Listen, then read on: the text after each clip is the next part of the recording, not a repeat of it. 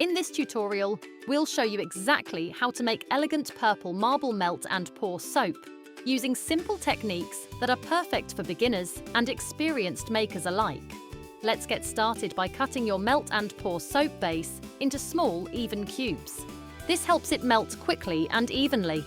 Place the cubes into a heat-proof bowl and melt on your preferred method of heat. Try not to overheat the base, as excessive heat can create bubbles and reduce the clarity of your finished soap. Allow the melted soap to cool slightly before adding your 15-gram fragrance oil. Stir gently until fully combined, taking care not to introduce too much air into the mixture. Split the mixture into 2 jugs. Leave one of the base with no color, and in the other add PCD liquid dye in violet to create a nice shade of purple.